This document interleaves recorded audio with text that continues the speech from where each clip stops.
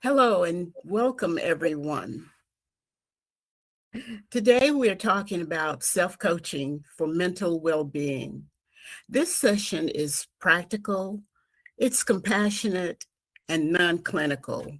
It's about learning to pause, ask yourself questions, and make healthier choices before stress appears in your life. It is important conversation because many people are carrying a lot right now. They are managing responsibilities, pressure, uncertainty, emotional fatigue, and the silent expectations they place on themselves. In the middle of all that, it is so easy to live in reaction mode rather than reflection mode. So that's where self-coaching can help. Self-coaching is the practice of slowing down long enough to notice what is happening within you. And you ask yourself better questions and choose your next steps with greater intention. Now, I want to be clear from the very beginning, self-coaching is powerful, and it's a powerful support for awareness, emotional regulation, and intentional living. Still, it is not a replacement for mental health treatment, crisis care, or therapy when those who know that they need help. You still should seek help in a crisis situation. You should go to your immediate contacts to who can provide help to you in a crisis situation.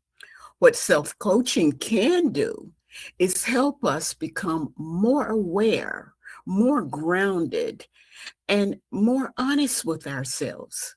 It can help us interrupt patterns, change internal narratives, and make healthier choices one moment at a time. So today, I want to explore three things with you: how mental well-being really is, what it really is, and how self-coaching supports it. And what questions should we be asking ourselves to care for our minds wisely and well? That's what we're going to talk about. We're going to talk about ways that we can pause, find ourselves. What mental well-being really means. So, according to the World Health Organization, mental health is a state of mental well-being, developing that helps people cope with stresses and to realize their abilities and work well with them and to contribute to their communities. World Health Organization has put that standard in place. And I'll tell you why that matters. It matters because mental well-being is not just about asking, am I okay? It's about asking, am I coping well? Am I functioning well? Am I relating well? Am I living in a way that supports my health? Coping, functioning, connecting, those are things that we have to ask ourselves. Mental well-being is not being perfect. It is the ability to notice, respond, recover, and function with increasing awareness and care. So those are the questions that we ask ourselves. And then to be a healthier standard, or to put a healthier standard for ourselves, we have to ask, what stresses show up in life? Are you reacting automatically or responding intentionally? What has your mind been carrying that your body may already be feeling? And what habits are you helping your well-being with right now? What habits are quietly draining you? These are questions you can ask yourself silently right now, because the truth is, many people do not pause long enough until they're burnt out, frustrated, or emotionally exhausted. And then that's when the forces the issue to see where they are. Self-coaching invites us to pause a lot sooner than that, to give us time. It helps us to shift to another mode. So we have to pause. We have to think for a moment where we are in the space.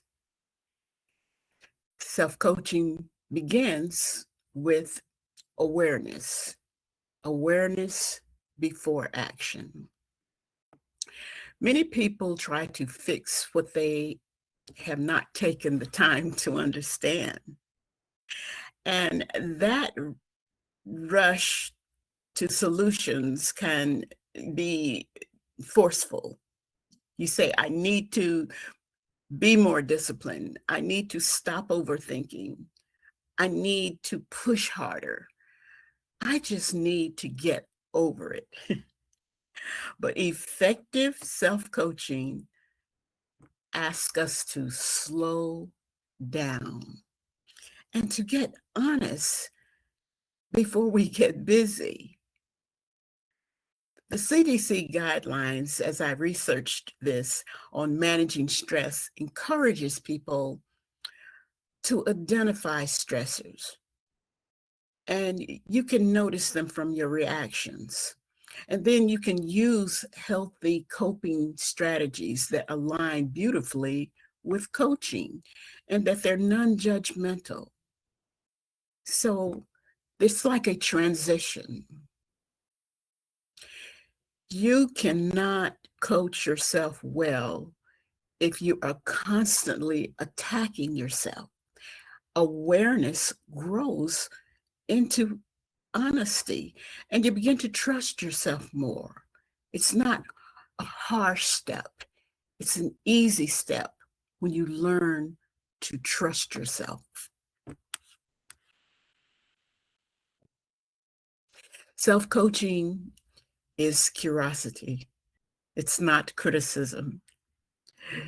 You do not coach yourself criticizing yourself. And that means you're asking yourself the right questions. What am I feeling right now?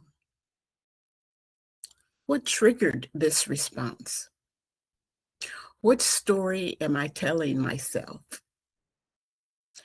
What do I need in the moment? And what is within my control today? Those are self-coaching questions that we ask. They help to shift us from shame to understanding, from confusion to clarity, from emotional reactivity to intentional choices. You cannot coach yourself well if you are constantly attacking yourself. Awareness grows into honesty. So you can't keep attacking yourself. You know, coaching is an interprocess of awareness, of reflection, of an intentional action. You have to look at yourself and say, I cannot coach myself if I'm constantly attacking myself. Self-coaching doesn't work like that. If you continue to attack yourself, when you make a mistake, you become a coach to better yourself. You want to help yourself. So by self-coaching, you are putting yourself in a better transition. So self-coaching starts with awareness. What exactly should we be paying attention to in the time of need when we need to be on our best? There are 5 well-being checkpoints that I'd like you to take a few minutes to look at. These well points are standards or anchors people should use when self-coaching around mental well-being. Now, these are not about it's not about being perfect. It's just a practical checkpoint that we can take a look at for emotional awareness. We can identify what you're feeling. A lot of people say, I'm stressed when they are disappointed, hurt, or afraid, lonely, resentful, or overwhelmed. So the question is, what am I truly feeling beneath the surface? So then you have the healthy coping. The CDC recommends healthy coping approaches such as getting enough sleep, moving your body, connecting with others, taking breaks, seeking support when needed, eating healthy, physical activities, relaxing. It's a core resilience, and the practices do work. So then you ask yourself, what am I doing to cope? And is it helping me really to heal? That question is powerful because not all coping is healthy coping. You look at the functioning. Mental well-being affects how we think, how we feel, act, and how we handle stress related to others in making our choices. So here's the question. How is my current mental state affecting my sleep, my energy, my focus, my relationships, and decision making? Think about it. And then there's the connection. Emotional well-being is strengthened through positive social connections and community. The CDC notes that emotional well-being can enhance social connection and overall health. So you ask yourself the question, am I isolating myself or am I staying connected to people who are safe and supportive in my own self-coaching mode? And then number 5, the safety and support. This is essential. Self-coaching works best when someone is stable enough to reflect. It is not the right tool for every moment, but if someone is in a crisis, suicidal state, or unable to function or experiencing severe distress, professional or emergency support is the standard care. It's the standard care that you must reach out for to be safe. Do I need reflection right now? Or do I need time to get support? This is one of the wisest self-coaching questions a person can ask when in the mood of examining whether or not it's time to seek help. And you look at these 5 checkpoints carefully. And which questions under them do you feel are relevant to where you are right now? Is this the best place to normalize where many people say I'm stressed? So the transition is, once we know what to look for, we need a simple way to respond. And these are the steps that you can take, the well-being checkpoints. So then we're going to pause. We're going to name. We're going to ask. We're going to choose. These are simple frameworks that you can use anytime. The pause before reacting. You pause, you take a breath. You hear people say that all the time. Stop, take a minute, and pause. Take a breath. Get still for just a minute, a moment. Interrupt the emotional speed. You don't have to solve everything immediately. Let's just pause for a minute. And then we're going to name it. Name what's happening. You ask, what am I feeling? What is this situation bringing up in me? Is this stress, fear, disappointment, or is it something else? Name the experience, and that will help you to reduce the confusion. And number 3, you're going to ask. You're going to ask yourself to coach questions. Yes. Why am I in this situation? What is making this so hard for me right now? And why does it matter? What do I need to do? You ask, what belief is shaping my reaction? Is that belief true? Is it helpful? Is it outdated? And then you're going to choose. Choose one intentional next step, not 10 of them. One step at a time. One step. A beautiful truth about mental well-being is this. You do not always need a dramatic breakthrough. Sometimes what you need is one honest question, one healthy next choice. That is self-coaching, and that is what helps you to get into a better space. When you look at the framework, take this model home with you. Take it home with you because you can walk through it alone. You can find yourself in a better place. You can relate to it and will help you to keep from feeling overwhelmed or noticing anxiety as it is creeping up on you. So, and the goal is not to suppress emotion, but the goal is to create enough space to respond wisely. To respond wisely. So I ask you to silently choose one situation and run through it in 4 steps. One person knows the framework they need best. Once you do, the questions will answer, and you'll be in a much safer and better mode. Useful self-coaching questions are, you look at these questions to see if this is relating to you in the moment.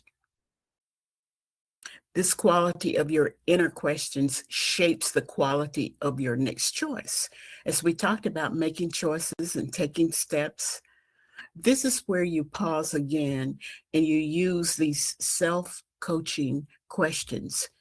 In the moment, you reflect, you see the pattern, and then after the moment. So I invite you to take a screenshot of this slide or write down the questions. And you will see that incorporating this into your reaction mode can help. And knowing what's happening in the moment or learning it from afterward.